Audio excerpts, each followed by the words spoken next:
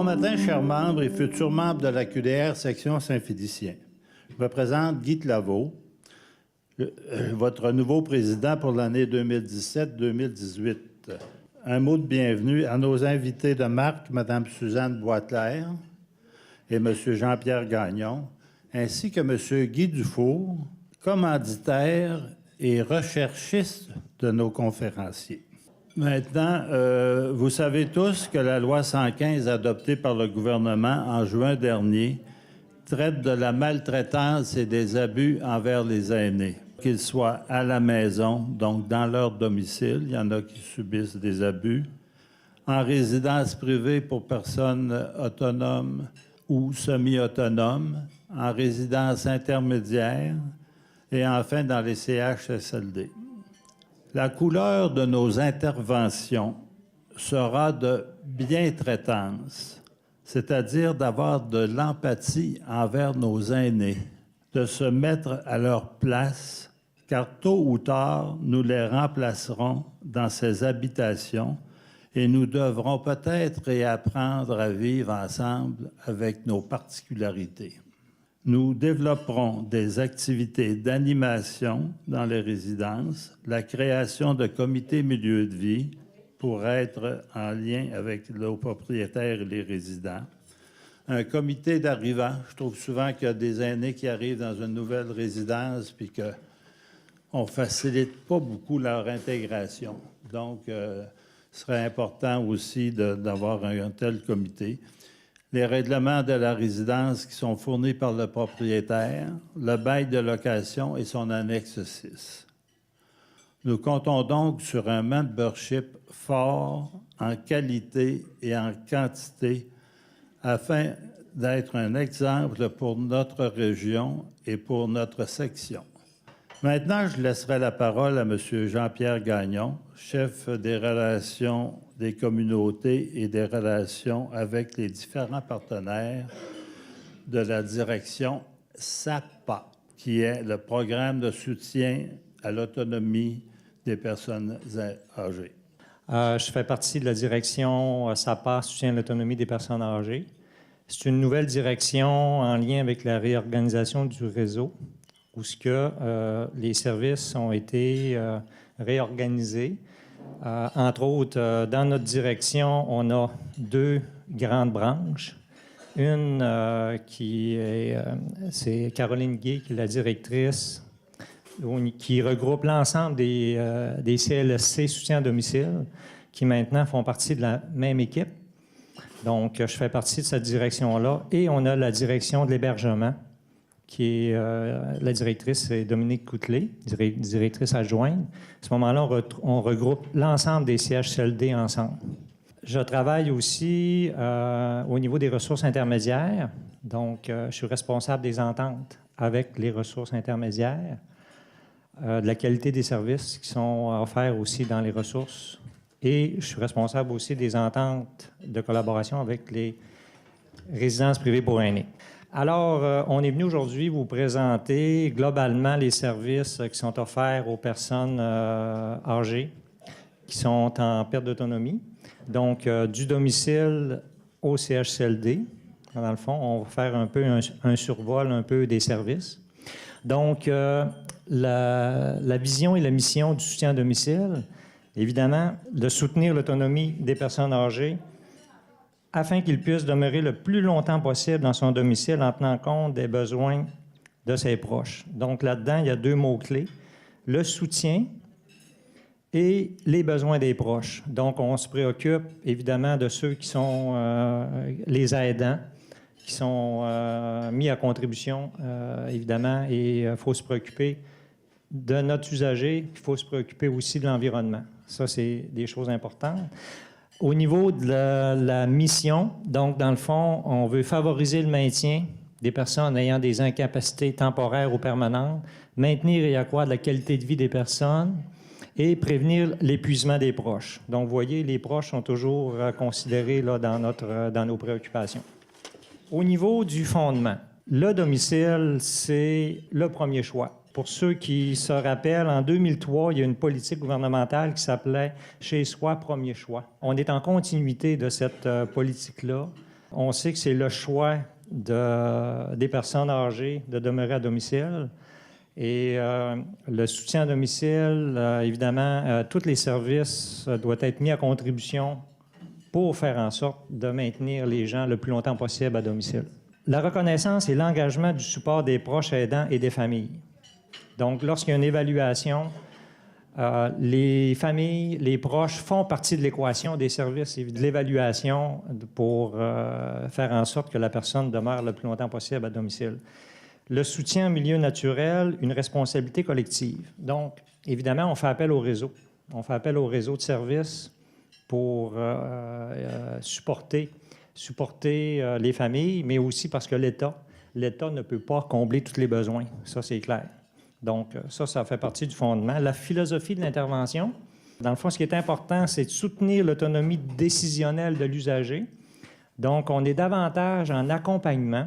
On l'accompagne, les personnes, dans leur choix. C'est fondamental. Donc, dans le fond, c'est une approche centrée sur la famille et de ses forces, d'autonomisation, de partenariat avec l'usager et ses proches.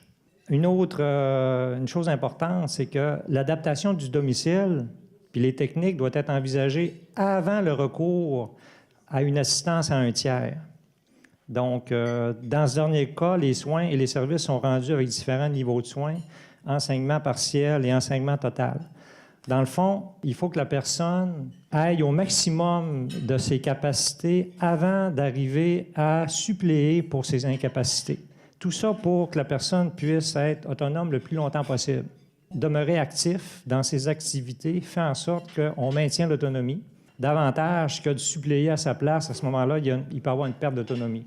Toutes les activités de la vie quotidienne préviennent la perte d'autonomie. Donc, dans le fond, nous, on appelle ça les AVD, là. Les activités de la vie quotidienne. Demeurer actif, ça prévient la perte d'autonomie. Tout ce que la personne peut faire, il faut lui laisser le faire et non pas faire à sa place. Soutenir les proches aidants, ça fait partie de l'évaluation puis de l'équation. La clientèle cible. Donc, je vous ai mis une définition, là. Évidemment, c'est les personnes ayant des incapacités temporaires ou persistantes, dont la cause peut être physique, psychique, psychosociale, et qui doit recevoir à son domicile une partie de la totalité de ses services requis. Le soutien s'adresse également à leurs proches aidants. Maintenant, comment on procède pour déterminer les services? Il faut commencer par évaluer les besoins de l'usager. Il faut déterminer les besoins, il faut planifier les services, puis il faut faire le choix de service et du prestataire. Au niveau de l'évaluation des besoins, donc l'évaluation des besoins est faite depuis plusieurs années là, avec un outil là, qui est standardisé, l'outil d'évaluation multiclientèle. Cet outil-là nous permet de dresser dans le fond, un niveau de perte d'autonomie de la personne. On l'évalue en fonction, dans le fond, de différents niveaux. On regarde tous les aspects de la mobilité de la personne, l'aspect des fonctions mentales, donc des troubles cognitifs. On regarde aussi toutes les activités de la vie domestique. Dans le fond, la vie domestique, c'est les AVD. C'est peut-être un jargon que vous connaissez. Quand on parle d'AVD, on parle de l'entretien de l'environnement. Tout ce qui est au niveau de l'entretien de l'environnement, le ménage, les fonctions que la personne doit s'occuper d'elle. Dans le fond, c'est son hygiène. Et les gens, dans le fond, il y a différents profils. Les niveaux de perte d'autonomie commencent souvent par des difficultés au niveau des activités de la vie domestique. Ensuite, on a des gens qui ont des problèmes moteurs. Donc, dans le fond, là, ils ont de la difficulté à se mobiliser, etc., à se déplacer. Et ensuite, on a des gens qui ont des atteintes mentales, des troubles cognitifs. Donc là, à ce moment-là, on a d'autres profils qui nous amènent à des profils où on a des gens qui sont alités, on a des gens qui ont des troubles cognitifs, puis ont des problèmes physiques. Ça, c'est vraiment le bout de la ligne, là. Mais ils sont dans des CHSLD, évidemment. Donc, notre façon d'évaluer, on a standardisé nos façons d'évaluer pour faire en sorte que nos intervenants puissent avoir des balises qui sont davantage claires sur le niveau de besoin de la personne pour déterminer les services qui sont requis. Évidemment, on regarde aussi les facteurs de risque qui sont associés à la personne. Si elle a des problèmes de santé physique, cognitif, mental, on regarde son environnement. Dans le fond, est-ce qu'il y a une présence de proches? Les proches, est-ce qu'ils sont présents? Est-ce qu'ils sont adéquats? Est-ce qu'ils sont épuisés, etc.? Et on regarde le mode de vie de la personne dans notre équation. Je voulais vous parler d'un outil de repérage de la perte d'autonomie, qui est l'outil de repérage qu'on appelle le Prisma 7. On cherche à faire la promotion qui nous permet de détecter les gens qui sont au début de la perte d'autonomie pour ensuite qu'on puisse faire une évaluation qui est davantage détaillée. Cet outil-là est actuellement utilisé dans les urgences. On cherche à faire la promotion aussi dans les résidences privées pour aînés où ce que les exploitants ou les familles peuvent utiliser l'outil pour valider s'il y aurait des besoins d'intervention au niveau du soutien à domicile. Donc, dans le fond, ça nous permet d'identifier les gens en perte d'autonomie qui ne sont pas connus du réseau. Ça peut être auto-administré par l'usager ou à l'aide d'un proche aidant. C'est facile d'utilisation puis ne comprend que 7 questions. Puis par la suite, l'usager peut faire la demande de services de soutien à domicile de son CLSC. Les services rendus à domicile, dans le fond, il y a des services qui sont professionnels, évidemment, tels que les soins infirmiers, des soins de réadaptation, des services psychosociaux et de nutrition. Ça, c'est les services qui sont rendus par le soutien à domicile, hein, toute la question des professionnels. Donc, dans le fond, on fait de l'assistance personnelle qu'on appelle les AVQ. Là-dedans, on rentre toute la question des soins d'hygiène, s'habiller, manger, s'alimenter, aide à mobilité, administration de médicaments et soins invasifs. Ça, on est tous dans les AVQ. Et quand on parle d'administration de médicaments et soins invasifs, évidemment, là, on fait appel à à des soins très particuliers qui doivent être évalués par des professionnels, des infirmiers qui doivent évaluer l'état de santé. Ils doivent aussi valider si le proche ou le PAB a les compétences pour administrer le médicament. Il doit avoir une supervision. Donc, tout ça est régi par une loi, là, la loi 90, qu'on appelle l'Office des professions. Donc, c'est quand même des soins qui sont pointus.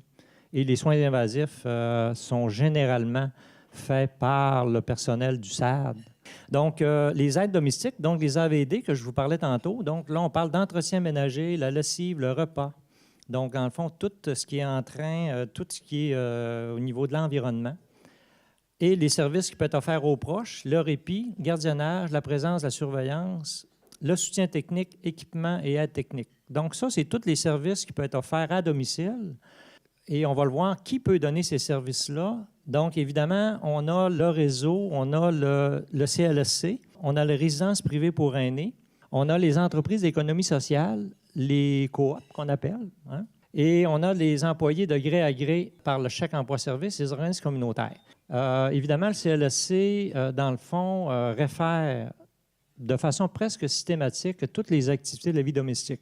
Les coops, vous savez, il y a un programme d'exonération financière qui fait en sorte que le taux horaire, il y a comme une déduction du taux horaire qui est fixe de 4 qui peut aller jusqu'à 14 de l'heure de compensation pour le taux horaire qui est offert par la coop. Quand on parle d'employés gré à gré par le chèque emploi-service, ça, c'est un usager qui a dans son environnement, qui peut être mis à contribution pour offrir les services à domicile. À ce moment-là, le CLSC va prendre entente et la famille va prendre entente avec ce proche-là, puis on va le rémunérer pour donner le service à domicile.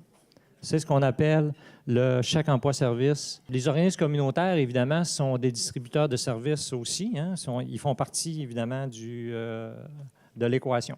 Au niveau des services professionnels du soutien à domicile, là, je vous ai fait une énumération un peu des services qui sont faits. Donc, tous ces professionnels-là sont mis à contribution. Et normalement, évidemment, quand le SAD est à domicile et s'il ne confie pas les services à la coop, c'est qu'il y a des facteurs de risque qui sont présents dans le milieu et il y a une complexité davantage au niveau de la situation pour que le soutien à domicile conserve le dossier. Donc, les partenaires, les principaux partenaires qui sont mis à contribution, bien, je vous ai fait une énumération Les coop, je vous en ai parlé tantôt, les RPA, la Société Alzheimer qui offre des services de répit, entre autres, que vous connaissez peut-être, le Havre-du-Lac, ici dans le secteur, les centres d'action bénévole qui sont mis à contribution, les transports au niveau des transports, l'alimentation, les popotes qui sont inclus là-dedans, les cliniques médicales, les pharmacies, l'unité de soins, puis l'info-santé, info-sociale. Donc, c'est tout ce monde-là qui est mis à contribution. Certaines statistiques, si on regarde de façon régionale, en soutien à domicile, on a 4 434 clients qui ont reçu des services de soutien à domicile. Et la distribution au niveau des heures, vous voyez, les deux premières colonnes, c'est le personnel du SAD qui donne les heures. Tu as les professionnels d'un côté, les non-professionnels. Là, j'avais les stats, mais c'est plus ou moins important. Donc, ça nous donne 98 000 heures de données à domicile au niveau du SAD. Et les deux autres colonnes sont chèque emploi-service et achats de services externes, qui sont les coops ou les achats de services qu'on fait dans les RPA. Vous voyez, si on fait l'analyse des deux colonnes, il y a davantage d'heures de soins qui sont données par nos partenaires que par le SAD. Tout ça pour vous dire que l'État a besoin des partenaires pour offrir des services à domicile, parce que sinon, on ne peut pas y arriver. J'ai mis les statistiques du domaine du roi. Donc, on a 738 usagers qui reçoivent des services à domicile. On a 15 000 heures données par le CLSC et 18 000 heures qui sont données par des partenaires. Il arrive que le CLSC doit faire, on appelle ça une intensification de services. Donc, on doit subventionner la RPA pour qu'elle puisse donner des soins. Si on regarde maintenant l'augmentation de la population de 65 ans et plus au Saguenay-Lac-Saint-Jean, vous voyez les proportions, ça c'est l'augmentation 2016-2036. Donc sur 20 ans, on voit que dans chacun des secteurs, la population âgée va augmenter. Okay? Pourtant, la population régionale a plus tendance à être stable, sinon à diminuer. Puis les besoins vont augmenter en termes de services. Ça paraît évident. C'est une des raisons pourquoi on doit investir dans le soutien à domicile.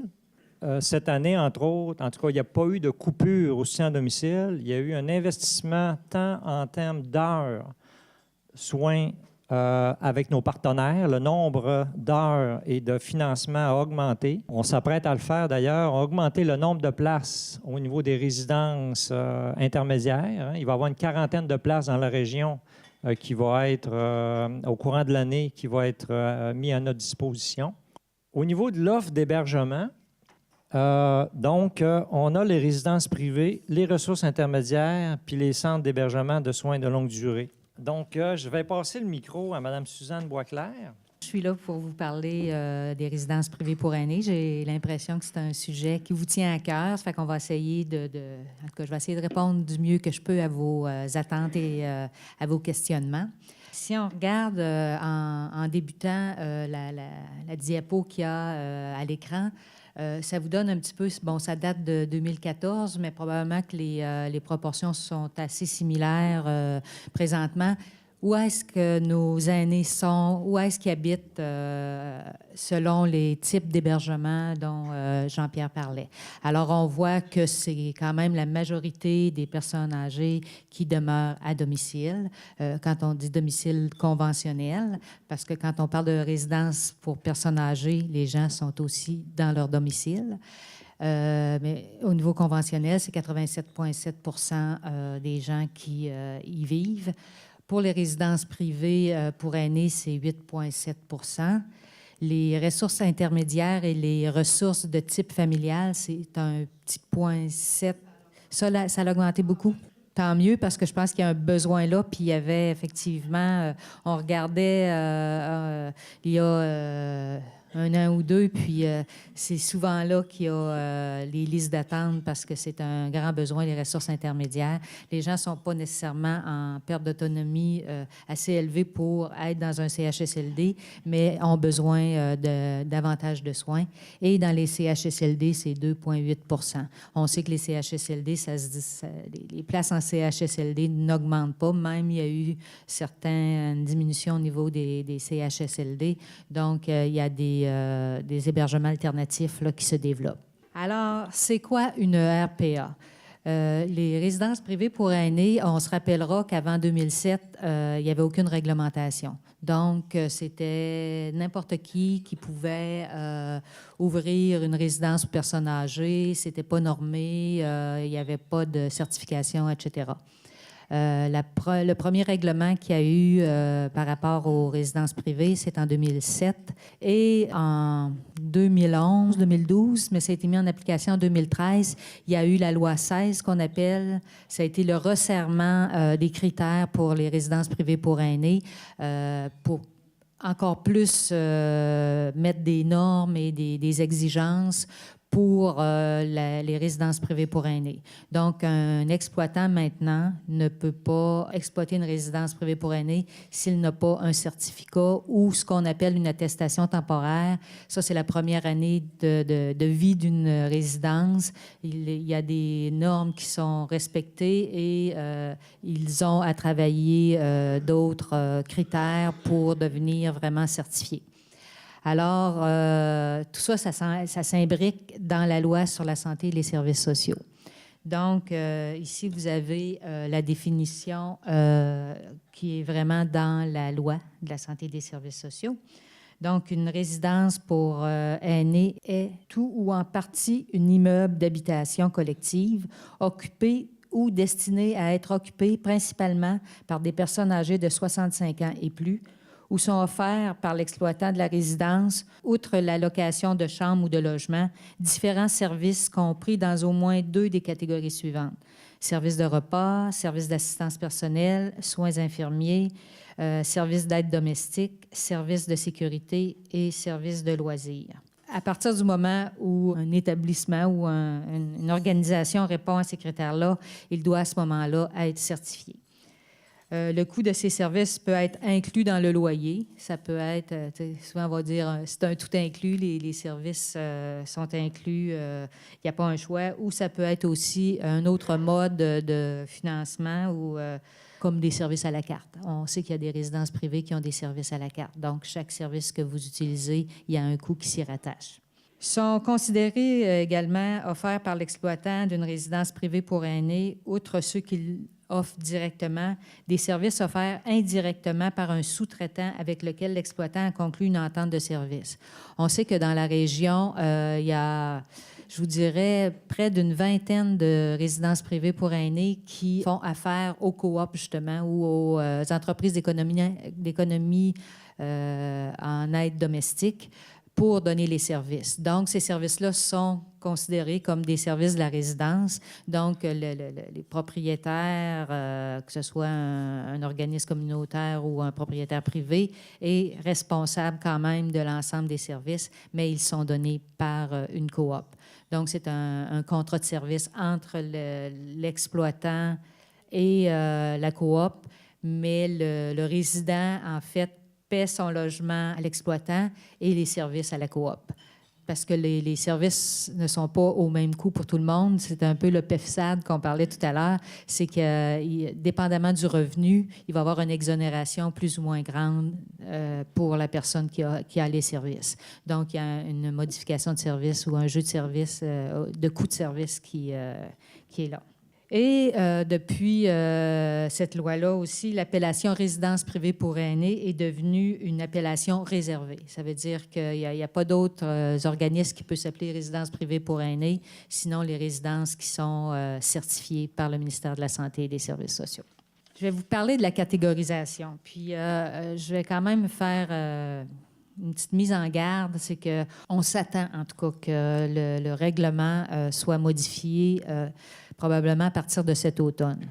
Il y a eu une prépublication d'un nouveau règlement l'an dernier, ce qui fait que ça l'a amené un petit peu des confusions parce qu'il n'est pas passé ce règlement-là. Donc, puis il y en a qui vont prendre l'information qui a été donnée au niveau de la prépublication et vont dire, bien, maintenant, il y a 4 catégories.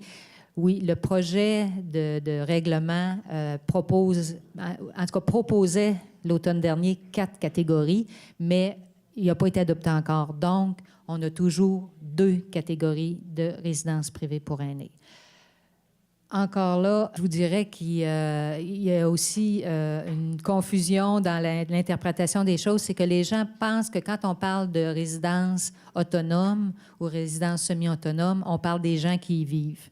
C'est pas de ça qu'on parle. On parle de l'offre de service. Ça veut dire qu'une résidence, aussitôt qu'une résidence offre de la distribution de médicaments, elle devient dans la catégorie semi-autonome. Ça ne veut pas dire que la clientèle est semi-autonome. Donc, il faut faire la distinction parce que ce n'est pas toujours clair. Puis souvent, les résidences disent « Mais oui, mais là, moi, je ne suis pas pour me présenter comme une résidence semi-autonome. Les gens autonomes ne voudront pas venir. » Mais ils sont obligés de se dire semi-autonomes parce qu'ils ont une offre de service. Ils ont minimalement la distribution de médicaments. Puis bon, il y a d'autres services qui peuvent se rajouter, etc.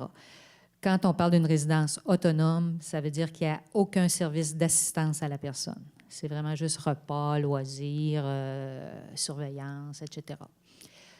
Donc, la réglementation diffère selon que la résidence est autonome ou semi-autonome. C'est pour ça que je vous dis bien, services sont destinés à des personnes autonomes ou services qui sont destinés à des personnes semi-autonomes. Peut-être juste faire une petite clarification aussi. Quand une personne vit dans une résidence privée pour aînés autonome, même s'il n'y a pas de service à la personne qui se donne, la personne peut, par d'autres fournisseurs, obtenir des services. Okay? Donc, exemple, le CLSC, si la personne considère qu'elle a besoin d'aide, je ne sais pas, pour ses soins d'hygiène, mais la personne peut faire appel au CLSC et peut obtenir des services, même si elle est dans une résidence autonome. Je vais vous faire ici un portrait dans la région j'ai marqué avril 2017, mais c'est pas mal encore ça, là, en septembre 2017. On a 98 résidences privées pour aînés dans la région du Saguenay-Lac-Saint-Jean. C'est 5 317 personnes qui sont logées présentement dans des résidences. Vous voyez, je les ai mis par territoire. Comment que c'est partagé par territoire. Ici, bon, si on parle de Roberval-Saint-Félicien, c'est 13 résidences pour un total de 521 personnes de logées.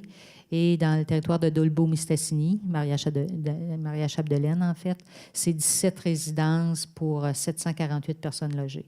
Fait que dans le fond, c'est plus la MRC Domaine du Roi puis la MRC Maria-Chapdelaine qu'on retrouve dans ces deux colonnes-là. Ça fait que c'est quand même 1200-1300 personnes dans vos territoires là, qui sont logées dans des résidences privées pour aînés. Ici,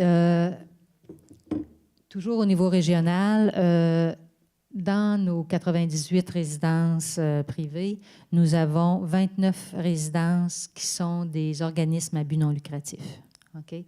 Donc, qui sont gérés par un conseil d'administration et qui, je vous dirais que souvent, ces résidences-là sont dans des plus petites municipalités. Là. Il y en a quand même dans des plus grandes, là, mais souvent dans certaines municipalités qui sont un petit peu plus petites, la municipalité s'implique. Ils veulent garder leurs gens dans leur ville ou village. Donc, ils optent pour une formule OSBL. Et c'est 69 résidences qui sont des organismes à but lucratif. Donc, si on regarde aussi les autonomes et semi-autonomes, en fait, dans la région, on a 7 résidences autonomes, donc de catégorie autonome, donc qui n'offrent pas de service d'assistance à la personne. Ce n'est que 7 résidences. Qui offrent des services pour des personnes semi-autonomes, c'est 86 résidences, excusez. Et double catégorie. On en a quelques-unes. Quand on parle de double catégorie, c'est que vraiment, c'est pas dire, bon, j'ai une clientèle autonome puis semi-autonome, donc je suis double catégorie. Non, il faut vraiment que ça soit, mettons, une unité qui est vraiment semi-autonome, puis une unité qui est autonome. Il faut que ce soit quelque chose qui est vraiment une résidence. Fait que souvent, c'est les grosses résidences qui ont vraiment cette double catégorie-là. Dans le règlement aussi, on parle de micro-résidences, de petites résidences et de résidences régulières. Micro-résidences, c'est des résidences de moins de 6 résidents. Donc, c'est vraiment là, la petite résidence familiale où les propriétaires demeurent avec eux, etc. On en a 6 au Saguenay-Lac-Saint-Jean. Les petites, c'est plus de 6 résidents, mais moins de 10 unités. Donc, quand je dis unités, ça peut être des chambres ou des appartements. Ça peut être des chambres doubles, des chambres simples, mais c'est 10 unités. Il faut que ça soit moins de 10 unités. Et les régulières, bien, c'est 10 unités et plus. Donc, c'est la majorité de nos résidences, c'est 85 résidences. Ce que j'avais le goût de vous dire comme précision aussi, puis vous avez un bel exemple, je vais donner l'exemple de la ressource intermédiaire Domaine du Roi. Ils ont 48 places en ressources intermédiaires et ils ont 4 places en résidence privée. Donc, moi, quand je certifie cette résidence-là pour résidence personnes âgées, c'est les 4 places. Donc, ils se retrouvent dans la micro. Et pourtant, c'est un milieu de vie où il y a une 50aine de personnes. Mais nous, le règlement, c'est comme ça. Donc, il y a des résidences qui ont à la fois des places en ressources intermédiaires et en RPA, qu'on dit. Mais moi, c'est vraiment le volet des places qui sont en résidence privée pour aînés. Mais moi, j'applique la réglementation pour une micro-résidence dans ce cas-là. C'est sûr, puis Jean-Pierre va en parler tout à l'heure, les ressources intermédiaires pour les personnes âgées sont tous dans des RPA.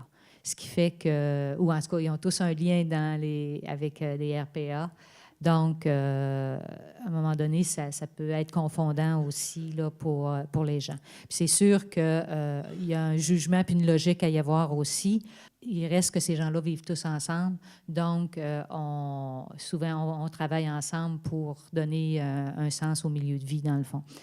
Juste de vous donner un exemple, à la limite, un exploitant pourrait faire l'exercice d'évacuation pour répondre à la certification des RPA, juste avec, exemple, ces 4 résidents RPA. Sauf que ce n'est pas logique. Fait que nous autres, ce qu'on dit, puis on travaille ensemble, c'est de dire l'ensemble de la clientèle est importante, l'ensemble de la clientèle doit être en sécurité, donc on travaille ensemble. Mais dans les faits, ça peut changer la donne étant donné qu'on considère vraiment le nombre de places RPA et non l'ensemble de l'organisation. Comme je vous disais, les RPA et le règlement découlent vraiment de la loi de la santé et des services sociaux. Dans le fond, il y a 80 articles au niveau du règlement. Je ne vous ai pas amené les 80 articles, sauf que je voulais juste vous amener, dans le fond, les 3 fondements ou les 3 concepts qui font que le règlement a été fait. OK? Les objectifs de la loi et de son règlement, en fait. Ce qu'on voulait faire avec ça, c'est d'assurer la sécurité des personnes qui y résident. Hein? On veut que nos personnes âgées, on veut que nos aînés soient en sécurité. On veut aussi assurer la qualité des services qu'ils y reçoivent. OK? La loi et règlement, bon, tout à l'heure, j'entendais, il va y avoir plusieurs questions et tout ça. La loi et règlement, c'est sûr que c'est des normes, c'est des critères. C'est pas la vie de tous les jours. C'est de se donner des balises pour essayer d'avoir la meilleure qualité possible de service dans les résidences privées pour aînés. Et le 3e concept, c'est de permettre aux personnes âgées de faire un choix éclairé pour une résidence. Donc, qu'il y ait de l'information claire et complète. Donc, je vais reprendre chacun des fondements ou des objectifs. Quand on parle d'assurer la sécurité des personnes qui y résident, eh bien, c'est quoi que le règlement a amené de concret, dans le fond, c'est de dire, bon, mais là, il faut que toutes les résidences se munissent d'un système d'appel à l'aide. OK? Ça peut être un système d'appel fixe, qu'on appelle, ou mobile, mais il faut qu'il y ait un système d'appel à l'aide. Ça veut dire, tu sais, la clochette, il faut qu'il y en ait un à la tête du lit, et dans la salle de bain de chacun des unités, que ce soit une chambre ou un appartement, et dans les salles de bain communes, les choses comme ça. Il y en a qui ont le système mobile, ça veut dire que ça peut être un bracelet, ça peut être... À ce moment-là, si la personne qui réside ne veut pas porter le bracelet ou le collier ou autre, à ce moment-là, il faut qu'elle signe une décharge comme quoi c'est elle qui a vraiment accepté, tu sais, qui n'a pas voulu le porter, donc ça décharge la résidence. Surveillance 24/7, OK. On demande une surveillance 24/7. Dépendamment si c'est une résidence semi-autonome ou autonome, bien, les qualifications sont différentes, mais c'est sûr que tous doivent avoir le RCR, qu'on appelle réanimation cardio-respiratoire, secouriste général, et le PDSB, qui est le déplacement sécuritaire des bénéficiaires ou des personnes. Il y a eu un décret l'automne dernier qui donnait une flexibilité aux ressources de moins de 50 unités autonomes, où la surveillance peut être faite de façon différente que d'avoir une personne 24 heures sur 24. Ça peut être un bénévole, ça peut être... je sais pas, des membres du CA qui assurent une réponse au système d'appel à l'aide, mais qui n'est pas nécessairement dans la résidence. En tout cas, ça peut être différentes choses. Ça, c'est depuis l'automne 2016 qu'il y a eu ce décret-là. Mais il faut vraiment que ce soit des résidences de moins de 50 unités et autonomes. Plan de sécurité incendie. OK? Ça aussi, c'est quelque chose qui est très important, qui nous tient à cœur. Des tragédies comme il y a eu à l'île Verte, on n'en veut pas. Hein? C'est dramatique. Alors, dans le règlement, toutes les résidences sont obligées d'avoir un plan de sécurité incendie. OK? La sécurité publique, le ministère a fait un guide. Ils ont un guide où ils codent chacun des résidents. Est-ce que c'est un code jaune, un code vert, un code rouge? Où ils font les trajets d'évacuation. Il faut qu'ils soient affichés. Il faut qu'il y ait un exercice d'évacuation annuellement avec le service de sécurité incendie. Alors, ça, pour nous, c'est très important. Présentement, justement, suite à la tragédie là, de l'île Verte, le ministère est en train de déployer une approche en gestion de sécurité des risques, en sécurité incendie dans les RPA. Jean-Pierre en fait partie du comité. On a formé un comité avec une architecte de notre direction logistique, moi, Jean-Pierre, et une autre personne de la direction qualité pour justement s'assurer que les gens vont avoir de la formation. On a mis de la formation de disponible pour les employés, de la sensibilisation pour les résidents, parce que des fois, les résidents, ils ne prennent pas ça au sérieux, ils ne veulent pas. Ils ont de la réticence, ça les énerve, ils quittent au lieu de faire l'exercice et tout ça, alors qu'on sait que c'est en faisant un exercice que ça va le mieux s'imprégner dans notre subconscient. Puis s'il y a une situation réelle, ben il va y avoir comme un réflexe qui va se faire, alors que si on ne l'a jamais pratiqué, c'est plus difficile. Entreposage de produits dangereux dans un endroit sécuritaire. Donc, tous les produits qui sont considérés dangereux doivent être mis sous clé. Connaissance et respect des procédures à suivre en cas d'urgence.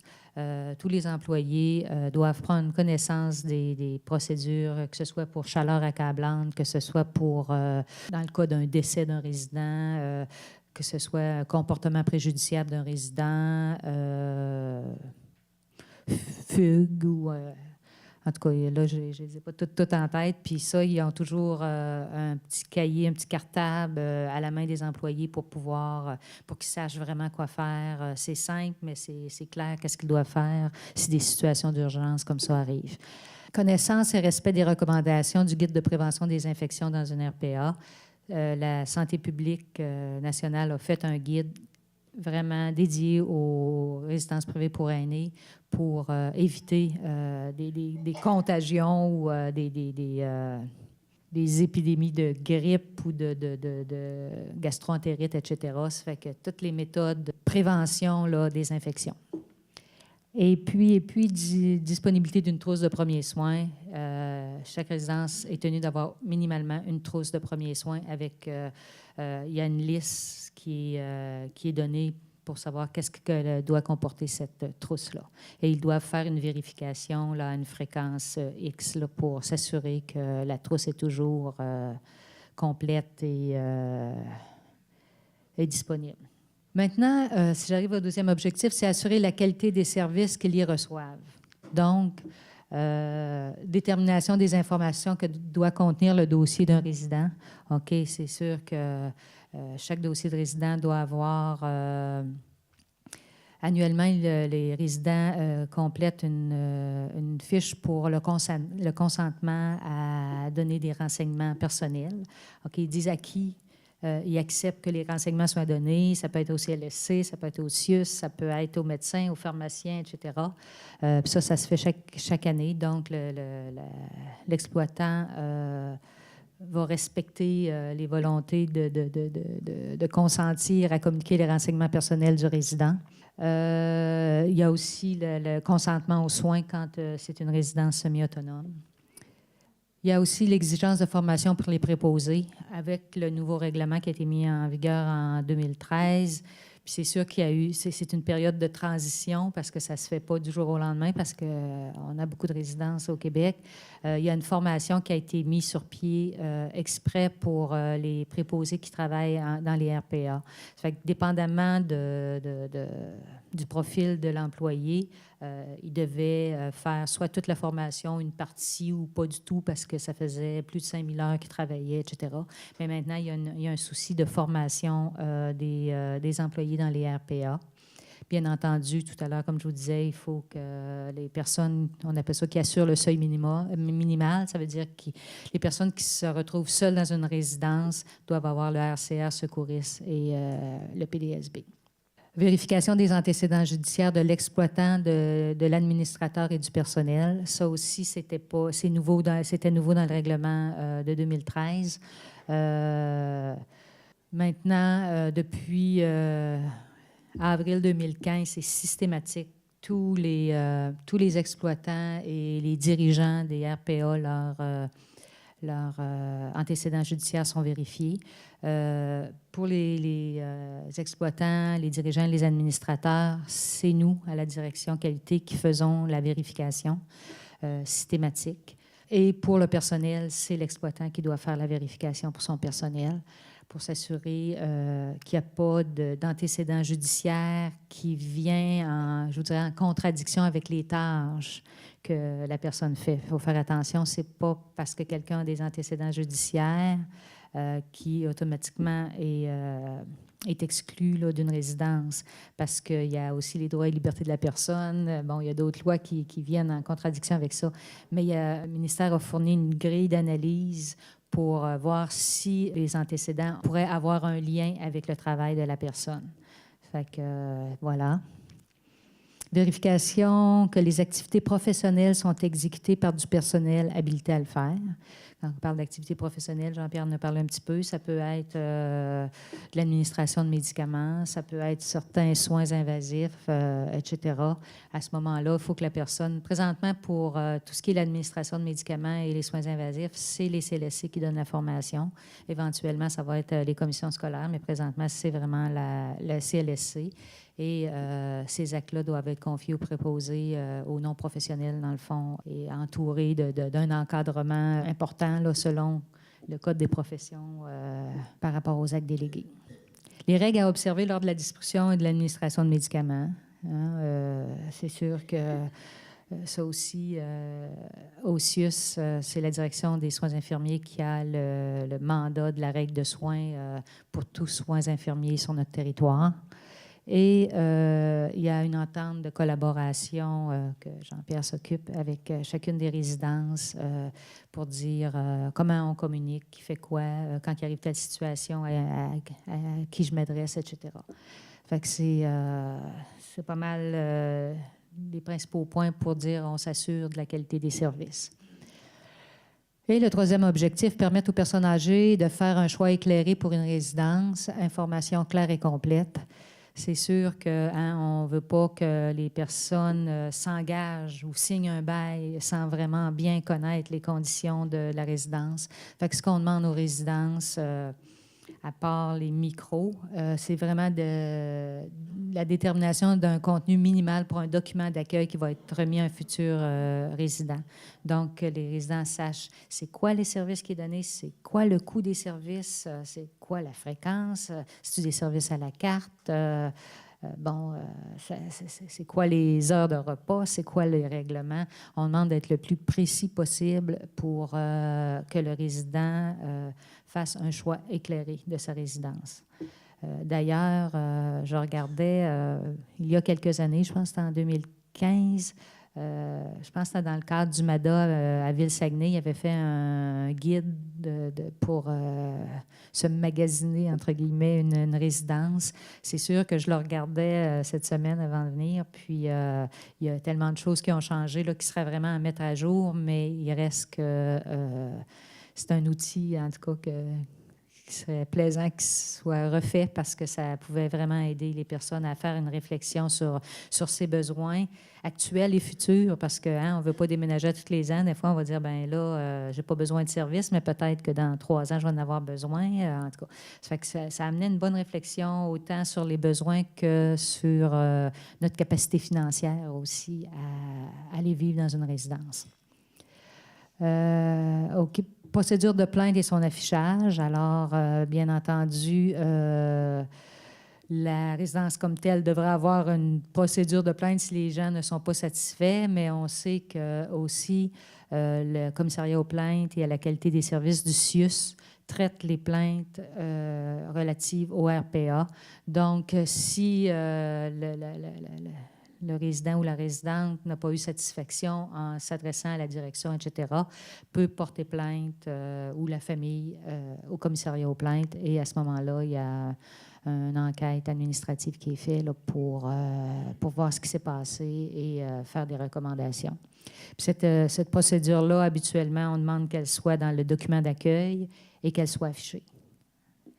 Fait qu'en étant affichée, les proches aussi peuvent la voir, peuvent voir leur recours, etc.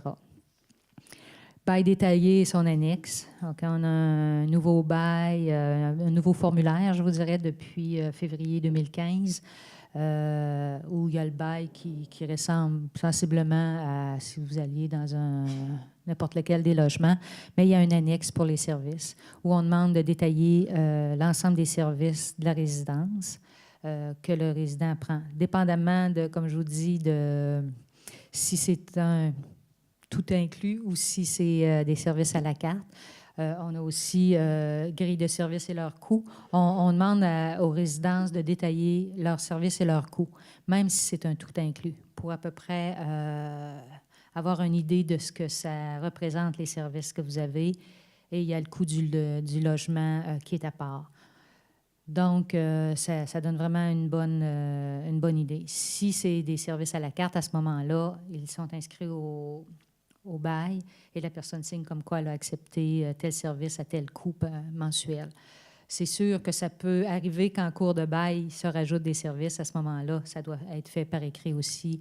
On appelle ça rehaussement de service en cours de bail, puis que ce soit signé par la personne qui va utiliser ces services-là. Il y en a qui se posent la question si ma mère doit quitter la résidence parce que la hauteur des services est insuffisante, doit s'en aller en CHSLD ou en ressources intermédiaires, etc., elle peut-tu casser son bail, comment ça marche, etc. Il y a eu une modification du Code civil, je pense que c'est encore en 2015, c'est une grosse année. Non, je pense que c'était avant. En tout cas, peu importe. C'est 2 mois. C'est 2 mois d'avis. Dans le fond, ils doivent payer 2 mois, mais seulement que le loyer. Les services ne sont pas compris. C'est pour ça que l'annexe 6 est si importante, parce qu'elle va aller détailler ce qui relève des services et ce qui relève du loyer comme tel. C'est la même chose en cas de décès. La succession a payé seulement que 2 mois de loyer. Si le propriétaire loue immédiatement ou après 1 mois, à ce moment-là, il n'a pas à réclamer des 2... Ce qui n'est pas à oublier, c'est le statut de la personne âgée qui loue une chambre ou un logement dans une résidence privée pour aînés est identique à celui de toute personne qui réside à domicile. Donc, ce n'est pas parce que vous êtes dans une résidence privée que vous n'avez pas le droit aux services qui sont donnés dans les domiciles. Merci beaucoup.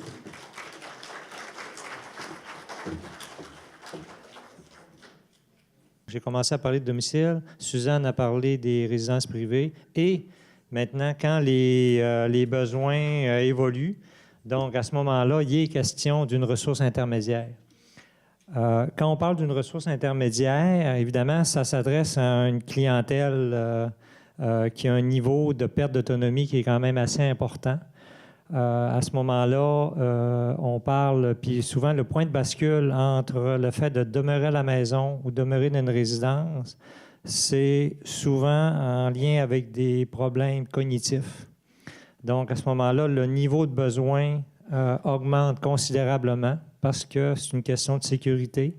C'est une question aussi souvent d'épuisement des ressources, que ce soit d'épuisement des proches, épuisement des ressources qui peut être dans les résidences.